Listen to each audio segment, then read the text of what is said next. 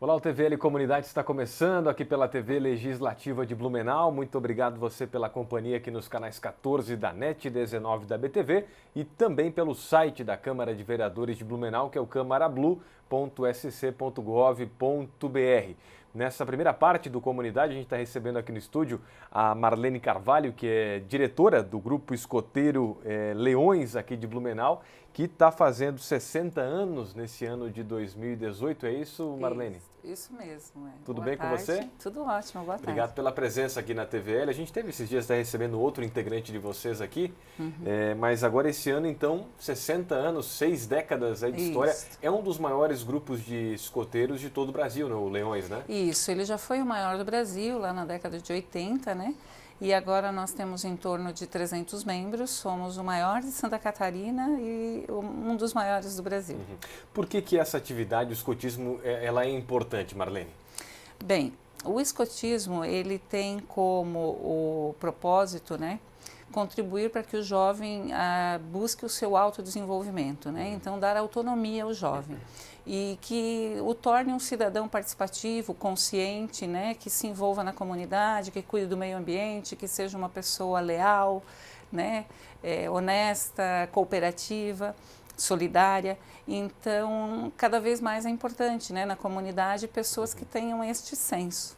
Coisas que faltam tanto, né, em muitas pessoas, infelizmente, né, Marlene? Isso, exatamente. Então, assim, o escotismo foi fundado em 1907, né, por Baden-Powell, né, na Inglaterra. Começou, então, na Inglaterra essa atividade. Isto é, o Baden-Powell era um militar, né, que na expansão da Inglaterra, ele foi muito tempo para a Índia, para a África, né? E aí na África ele defendeu um local lá, Mafeking, né, durante 200 e poucos dias. E como ele tinha poucos soldados, ele acabou usando, né, trabalhando com jovens e crianças. E ele viu que dando algumas tarefas, pequenas tarefas, elas atingiam o objetivo, né? Elas faziam corretamente. E quando ele voltou para a Inglaterra, ele começou a escrever alguns fascículos sobre estas possibilidades, né, de você dar responsabilidade ao jovem e ele te responder. Então, ele fez uma experiência em 1907, na ilha de Brownsea, com 20 jovens, um acampamento, que foi 1º de agosto de 1907. E como ele já tinha feito aqueles fascículos, ele acabou escrevendo um livro, Escotismo para Rapazes, que está entre os 10 mais vendidos no mundo ainda hoje. Né? E aí depois veio para o Brasil de que forma? Quando é que chegou aqui no país? Ele chegou no Brasil em 1910, né, com os marinheiros que vieram com o encouraçado Minas Gerais, né, vieram da Inglaterra e trouxeram uma série de uniformes e coisas e montaram, né, Boy Scouts of Brazil aqui, né. E aí, em 1913, nós tivemos grupo escoteiro aqui em Blumenau, em 1913. Logo já na sequência. Isso, porque aí foi de um professor da Alemanha, que na Neuschule tinha um grupo de escoteiros. Eles foram até a pé para Florianópolis fazer umas apresentações de educação física, que era muito comum, né, na época.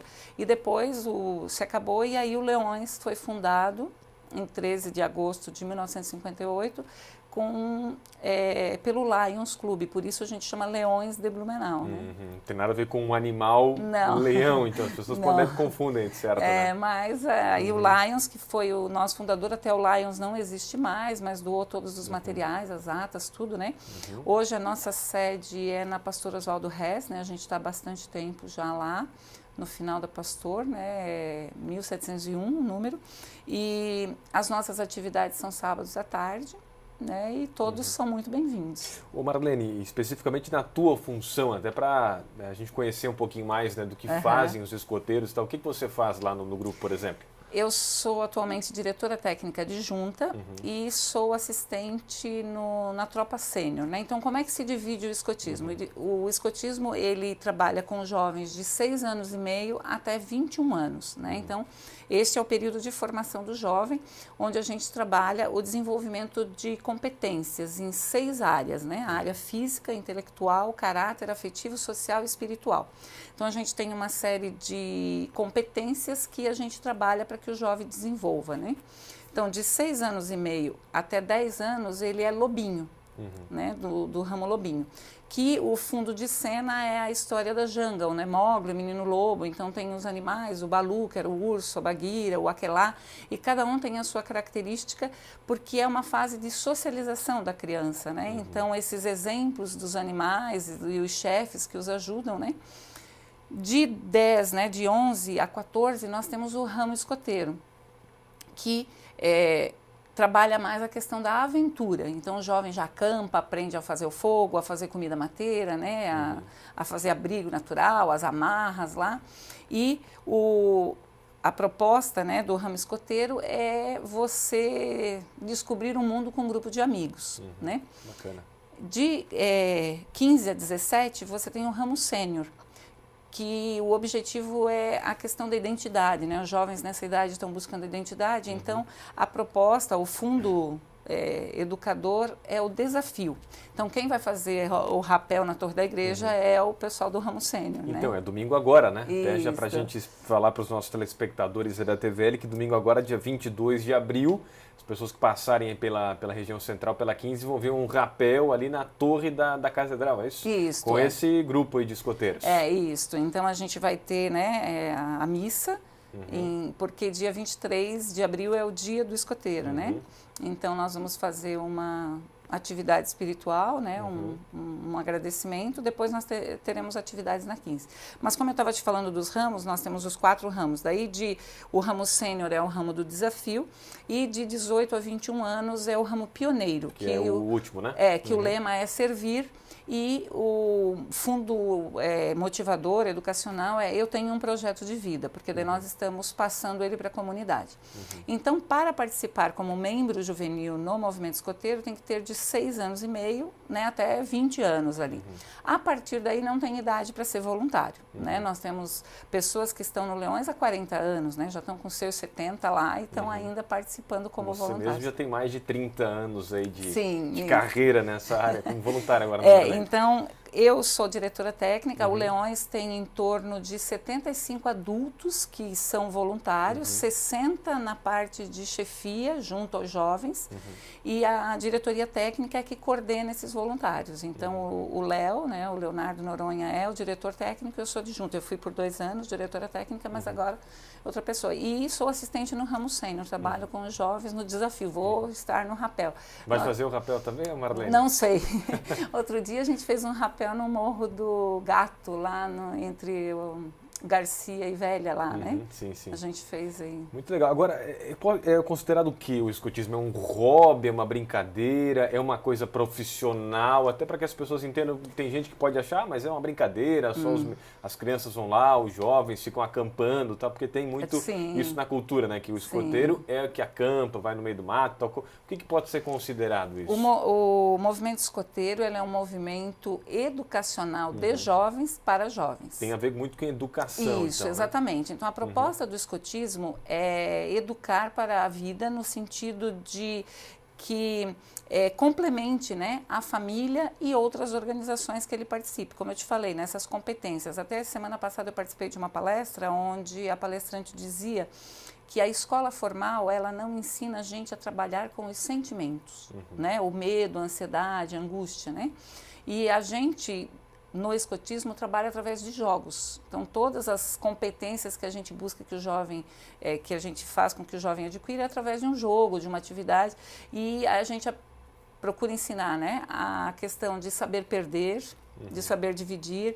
O escotismo, ele trabalha com o método escoteiro, né? O método escoteiro tem 5 pontos. Aceitação da lei e da promessa. Então, a gente fez uma promessa, né, para usar o lenço, né? A gente tem os artigos da lei. A questão da vida em equipe, a alcateia, os lobinhos são uma alcateia de 24 lobinhos. O escoteiro é uma patrulha de 8 jovens, né, de 6 a 8. A tropa sênior também de 6 a 8 jovens. Então, esta patrulha é onde eles administram toda a vida da sessão, né? Onde eles trabalham a questão da liderança, que tem um monitor, tem um submonitor, né? Tem o secretário, no acampamento tem o cozinheiro, tem o aguadeiro, tem o lenhador, cada um tem a sua função, a sua responsabilidade. Isso, né? já com a juventude ali, crianças, jovens, lidando com todas essas tarefas, eu acho que isso é um ensinamento para toda a vida, né, Isso, Marlene? exatamente. Então, assim, ó, eu comecei no movimento escoteiro muito jovem, né, com 14 anos, não como membro juvenil, porque na época não existiam meninas no movimento escoteiro, né? Era um movimento para meninos. E na década de 80, 82, 84, que o Brasil acabou tendo a coeducação, meninos e meninas, né? Então, eu entrei como chefe de lobinhos, mas vou te dizer assim, a questão de responsabilidade, de iniciativa, né, da preocupação com o outro, são tudo valores que a gente trabalha no escotismo e é que a gente quer desenvolver isso nos jovens, né? Legal, as pessoas vão ouvir falar bastante esse ano de 2018 dos Leões, que estão completando 60 anos, o grupo aqui de Blumenau. Fica aqui na Pastor Oswaldo Reis. Como é que faz para participar, para a gente encerrar aqui a nossa conversa, para ser um escoteiro, né, quem sabe, dos Leões, ou de um outro grupo também aqui de Blumenau? Sim, nós temos 7 grupos aqui em Blumenau, né? Nós temos o Leões, que é o mais antigo, que está na Pastor Oswaldo Reis. Nós temos o Teófilo Bernardo Zadrosny, que é na Associação da Artex. Nós temos o Kurt Ehring na Divinópolis, temos o Ícaro do Vale, que está no Concórdia, na Velha, temos o Pelicano na Escola Anita Garibaldi, na Itupava Central, temos o Germânia aqui na Associação dos Moradores da Fortaleza, ali, né? Temos o Cruzeiro do Sul na Rua Bahia, ali perto do Samai. Mas para participar de qualquer grupo escoteiro é só ir sábado à tarde. Né? Normalmente as atividades acontecem das 14 às 16h30, 17 horas. Né? Então, como eu falei, a partir de 6 anos e meio pode participar até 100, né? Daí tem trabalho para todo mundo. Sim. E existe uma mensalidade para manter as sedes, as atividades, o material que se compra para as atividades, né? E qualquer pessoa pode participar. É algo que tem um fim lucrativo, né, de alguém, de algum grupo? Ou você tem, Não. até porque tem voluntários que trabalham, então acho que é um negócio tudo sem mesmo sem fins lucrativos. nós né? somos uma organização. Para manter realmente, para o Isso. negócio acontecer, né? Isso. Nós temos uma organização nacional, que é a União dos Escoteiros do Brasil, né? O site é escoteiros.org.br, lá é a página oficial dos escoteiros do Brasil. E nós temos também o nosso grupo, né, Leões de Blumenau, que também tem uma página, que tem todas as informações, o nosso calendário lá, as nossas sessões. Nós temos 4 alcateias de lobinhos, então quase 100 jovens de 6 anos e meio até 10 anos. Temos 3 tropas escoteiras, temos uma tropa sênior e um clã de pioneiros. Legal. O Leões tem 300, né? Isso. Integrantes aqui em Blumenau tem 1.000 aproximadamente. pelo que Isso, você em passou, torno né? de 1.000. O Cruzeiro do Sul tem 150 membros, né? Então, bastante gente. Então tá bom. Marlene Carvalho, diretora técnica adjunta do Isso. Grupo Escoteiro Leões aqui de Blumenau. Muito obrigado pela sua entrevista aqui na TVL e até uma próxima e parabéns aí pelos 60 anos do Grupo Leões. Então, um abraço, Muito tá bom? obrigada.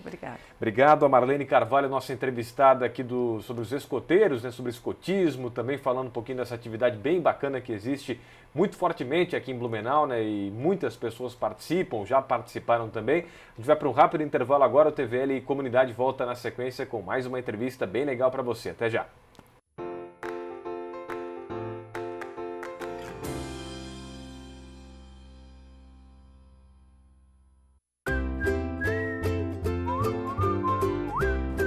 A bicicleta, até pouco tempo atrás, um dos principais meios de transporte e hoje para muitos apenas uma alternativa.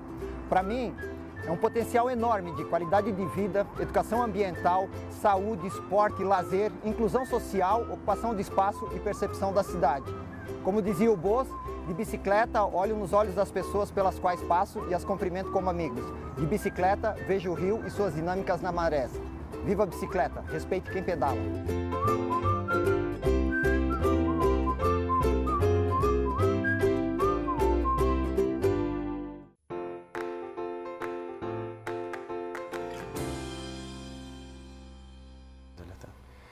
Estamos de volta aqui com o TVL Comunidade pela TV Legislativa de Blumenau, novamente agradecendo você pela companhia, lembrando que você que não acompanhou, né, a primeira parte aqui do Comunidade pode entrar lá na internet, no site da Câmara, câmarablu.sc.gov.br, lá vai estar disponível o programa para você assistir a hora que você quiser. Nessa segunda parte, aqui no segundo bloco do Comunidade, a gente está recebendo aqui no estúdio agora o doutor André Pchichensny. Falei certo, doutor? Falou certo. Esse é o sobrenome do doutor André, que é médico oftalmologista. Obrigado Isso. pela presença aqui na TVL também. Obrigado pelo convite. Nós temos agora sempre, né, todos os meses, campanhas aí com cores e tal, e tem uma campanha também chamada Abril Marrom. olhando para o futuro. Que campanha é essa, hein, doutora? É uma campanha que visa conscientizar a população e fazer a população estar informada a respeito das principais causas de doença. E doenças que levam à cegueira e baixa visão, deficiência visual propriamente dita. E tem muitas doenças que podem levar a esses problemas tão graves? A principal seria a cegueira, realmente, né, doutor? Para você ter uma ideia, cego não é necessariamente a pessoa que não enxerga nada. Cego, legalmente, por exemplo, falando, é uma pessoa que já enxerga menos que 5%. E não é tão incomum de você encontrar pessoas assim. Com baixa visão. Com baixa visão. E, no caso, cegueira, né, pela questão de nomenclatura propriamente dita. E você pode encontrar numa criança isso. Uma criança de 8 anos que tenha, por exemplo, o olho levemente desviado em relação ao outro, o cérebro ele acaba priorizando a visão do olho que tem a visão boa e aquele olho levemente torto, o cérebro esquece e a criança é considerada uma deficiente visual. Agora, e o óculos não resolve, doutor, numa situação dessa? Nem todos os casos. Alguns casos, por exemplo, como esse que eu comentei, se eventualmente estiver relacionado, por exemplo, a graus altos, como hipermetropias muito altas, aí ele pode ter alguma melhora, algum benefício no sentido, inclusive, terapêutico, tratamento, para que o olho volte ao normal e a criança tenha a estimulação dos dois olhos. Mas nem todas as doenças são tratadas com óculos. Na verdade, se você for parar para pensar que glaucoma, por exemplo, que é uma doença que leva à cegueira, que tem relação com perda de campo visual progressivo, nem sempre o paciente percebe isso, vai perceber só em fase avançada, o óculos não interfere em nada na questão de evolução. Então, o óculos ele beneficia alguns, ele beneficia muitos problemas, por exemplo, quem tem miopia, hipermetropia, mas ele não trata todas as doenças relacionadas à visão. Quais são, então, essas principais doenças que eu já te perguntei, doutor, além do glaucoma que o senhor comentou agora, quais outras, né? Também a própria diabetes pode levar, né, à cegueira, né? Exatamente. Se for tentar pegar, assim, de maneira geral, os principais são os erros de refração. Então, miopia, astigmatismo e hipermetropia. Lógico que em graus mais altos, principalmente. No segundo plano, aí tem a catarata. A catarata também leva a baixa de visão. Muitas vezes ela é gradual, a pessoa não percebe, de repente está tropeçando e caindo de degrau, quebrando o fêmur e tendo alguns problemas, ou seja, é toda uma evolução. Então a catarata é outra que leva a essa baixa visão. Glaucoma, como eu te comentei, problema de diabetes levando à cegueira, o descolamento de retina não relacionado ao diabetes, o descolamento de retina também pode estar relacionado com baixa de visão severa. Ceratocone é uma doença que acontece na córnea, ela é mais comum acontecer em pessoas até os 35 anos, começa na adolescência até os 35 anos. A ambliopia, que é essa doença que eu te comentei, que a criança não estimula a visão, não desenvolve a visão dessa maneira. Essas são as principais, sem contar as lesões de córnea e muitas outras, assim, mas as principais são essas. E isso não é só para quem já está na terceira idade, doutor. Tem para todas as idades esses alertas aí de cuidados com a visão, né? Exatamente. De maneira bem rápida, uma gestante foi quem estimulou o desenvolvimento da campanha. Uma jovem, né? Uma jovem de 24 anos. Diabética, 5 meses de gestação, minha visão está meio estranha, está meio ruim. Quando foi avaliar conosco em São Paulo, no período que eu estava em São Paulo, não tinha mais o que fazer pela retina e o bebê nasceu e ela não viu o bebê. Então, aí você fica pensando, poxa, mas qual a idade? Toda é gestante, durante a gestação algumas infecções podem levar a esses problemas. Essa moça ficou cega, realmente sem nada, enxergar nada? Na verdade, ela ficou com vultos, né? Não ficou cego totalmente, mas ficou com vultos. Mas não consegue enxergar, não consegue ver o filho, por exemplo. Pouquíssimo detalhe, né? Pouquíssimo detalhe. Que coisa, hein? Agora, como prevenir, como cuidar, né, para não ter problemas graves como teve essa jovem que o senhor comentou esse caso, doutora? Basicamente, assim, quem tem já alguns problemas de saúde, especialmente diabetes, é mandatória a avaliação. Ah, mas eu não sinto nada. Aí é mandatória a avaliação.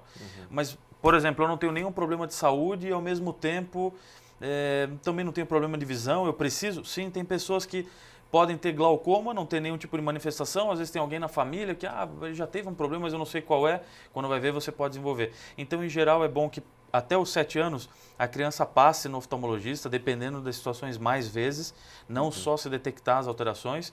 E até os 40 anos, algumas vezes também, é interessante, se não existe uma frequência bem estabelecida, ou enfim, recomenda-se o anual, mas nem para todos os casos é tão necessário. E a partir dos 40, 50 anos é importante o anual, porque 80% das pessoas com cegueira têm mais que 50 anos. Então, se você pensar que, poxa, 8 em 10 tem mais que 50 anos, você vê que esse é o público que tem que ser mais rigoroso na avaliação oftalmológica. Passou de 50, então, aí a recomendação de ir ao oftalmologista de quanto em quanto tempo, doutor? Anual. Por ano? Uma vez por ano tá ótimo. Claro que assim, você não tendo nenhum tipo de alteração e você tendo aquele acompanhamento correto, tanto o médico quanto o paciente percebendo que está sendo uma linha de raciocínio, às vezes você pode afastar um pouquinho a cada 2 anos e tudo mais, mas a recomendação precisa mesmo é a cada ano. Quais são os principais sintomas, doutor, de problemas de visão, para as pessoas ficarem atentas? E é só realmente o fato de não estarem enxergando bem, ou alguma dificuldade de ler alguma coisa, dor de cabeça? O que as pessoas podem sentir para talvez terem um problema de visão, né?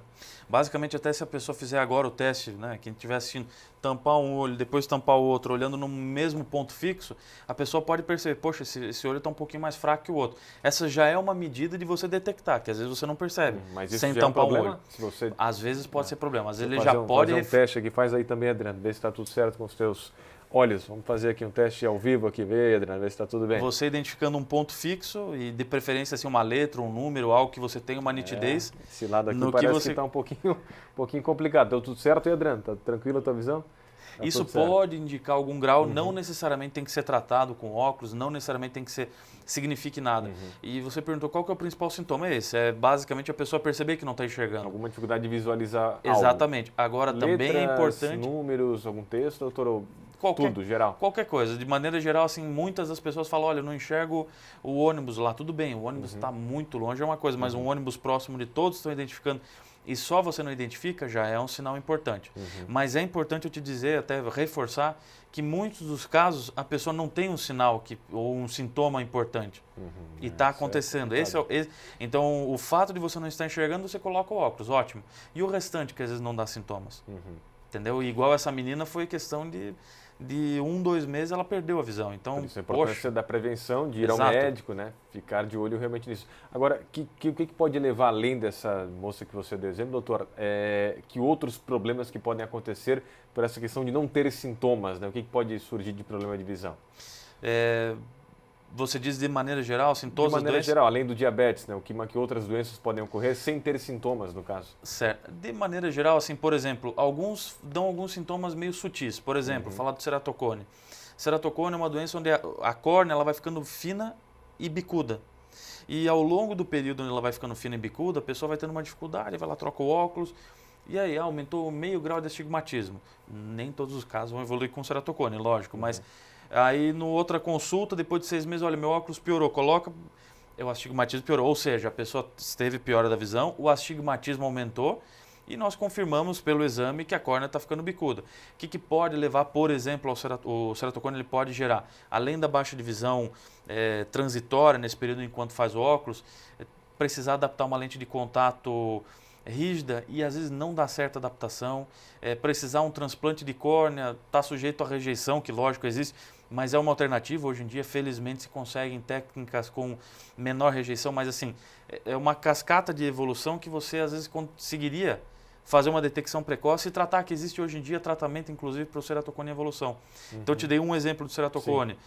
Outra situação, o glaucoma, como eu já te falei, a pessoa vai perdendo só em fases avançadas, ela percebe. A ambliopia, que é aquela das crianças, estou falando as principais só para o pessoal também. A ambliopia, que é essa das crianças, a pessoa acaba não percebendo. O pai, a mãe, muitas vezes não percebe. Por quê? Um olho é bom, a criança às vezes não tem o outro olho torto ou é ligeiramente torto. Quando vai perceber, foi num teste de escola que já está com 10 anos e aí não tem como você fazer o tratamento, mas a criança nunca reclamou para mim. A criança não vai reclamar, ela não sabe o que é normal. Ela está aprendendo. Criança, diferente. A partir dos 6, 7 anos já é bom ir ao médico oftalmologista. O ideal, com 6, 7 anos, finaliza a formação do desenvolvimento. O ideal é se a criança conseguir 3, 4 anos, lógico, até antes, mais precoce, nasceu, já fez o teste do olhinho, por exemplo, ficou em dúvida, ou que já passa no oftalmologista, mas dá para ver de criança, idade, de bebezinho, né, de lactente que a gente fala, num período, dá para perceber isso também. E você consegue ter uma noção de se essa criança, por exemplo, tem uma catarata que pode prejudicar o desenvolvimento, se ela pode ter outro tipo de problema que a gente pode indicar, por exemplo, estimulação precoce. Então Bacana. existem. Doutor André, você começou essa campanha lá em São Paulo, era médico lá, e veio para Blumenau e trouxe para cá também o Abril Marrom, foi isso? Eu sou de Brusque. É de Brusque? Nasci em Brusque, fiz a minha faculdade aqui em Blumenau, na FURB. Sim. E depois eu fiz a minha formação em oftalmologia em Joinville, segui para São Paulo, e em São Paulo encontrei o Dr. Suel Bujanra, que foi presidente da Sociedade Brasileira de Retina e Vitro, foi presidente do Conselho Brasileiro de Oftalmologia, e a briga dele é pela prevenção. Então ele gosta de gastar dinheiro com prevenção, que é ótima ideia, porque melhor, você não né? evolui para a forma mais evoluída, e, enfim. E aí ele começou com essa ideia toda, na época eu estava no meu período de formação mesmo, e lógico, eu gostei da ideia também, e quis trazer para cá, para Blumenau, por ser um tema bastante importante, um tema até pelo fato da deficiência ser a principal deficiência. Se você levar em conta a deficiência visual, auditiva, mental e intelectual, Sim. a principal, em números assim muito maiores, é a visual. Então, essa foi a ideia, de fazer a divulgação, o pessoal ter a informação e, lógico, eu quero ou não quero, aí fica a critério de cada um, mas pelo menos foi informado, foi orientado. Bacana, e tem esse trabalho em parceria, né, com a clínica que o senhor trabalha, junto com as entidades, a Cevale, a Advale, que é dos diabéticos, a Cevale dos deficientes visuais, o próprio Lions também é parceiro, né, doutor? Isso, o Lions Clube Cidade Jardim também fez uma parceria. Nós tivemos algumas atividades, eles, por exemplo, o Lions organizou toda a triagem de crianças. Nós fizemos uma avaliação de mais ou menos 450 crianças na Escola Estadual Santos Dumont, e a partir da ajuda do Lions. Então, todos os envolvidos tiveram alguma parcela de contribuição na divulgação ou em alguma atividade de promoção à saúde, né? Fica essa dica aí para os telespectadores, então cuidar, né, da sua visão. O mês de abril também é para isso, né, para alertar aí o Abril Marrom sobre o olhar para o futuro, né? Ficar de olho na nossa visão, porque é algo bastante importante também, né, doutor? Todo mundo quer continuar enxergando, e aquelas pessoas que infelizmente já têm esse problema sabem a dificuldade que é, né? Quem tem algum conhecido, a gente conhece muito a Cevale também, que é a Associação dos Deficientes Visuais, sabem como é complicado, né, você ser um deficiente visual e ter que muitas vezes se locomover, né, doutor? Há toda uma questão também do preconceito, né, que existe, infelizmente. Então acho que vocês médicos estão de parabéns por essa campanha aí, tá bom, doutor? Importante também salientar que próximo de 5% das pessoas com deficiência visual procuram uma associação. Então a ideia da campanha não é apenas a prevenção.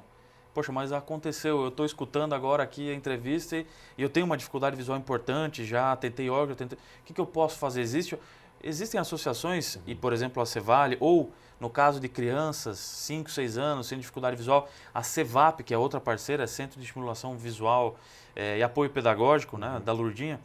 E essas associações, elas fazem a orientação dessas pessoas. Como eu comentei, entre 100 pessoas, só 5 procuram, 100 pessoas com deficiência visual, apenas 5 procuram algum tipo de auxílio. E, eventualmente, o auxílio, mas como que eu posso me locomover, como que eu posso... né? Esses auxílios são dados nesses locais, e a campanha tem também por objetivo salientar essa informação e evidenciar também as associações que fazem um trabalho muito legal. Doutor, mais uma vez obrigado. André Pchichensny. Isso. O sobrenome do doutor é um pouquinho complicado, mas eu acho que eu acertei de novo. Tá aqui, perfeito, doutor. tá perfeito. Obrigado, doutor André. Parabéns mais uma vez. O senhor que é médico oftalmologista, e volte sempre aqui, sempre que houver alguma outra pauta aí pra gente conversar, tá bom? Muito obrigado pelo convite. Até mais. Obrigado, doutor André, pela participação com a gente aqui no TVL Comunidade, que fica por aqui. Obrigado você pela companhia. Continue aqui na TV Legislativa, o canal da comunidade. Um abraço, até a próxima. Tchau, tchau.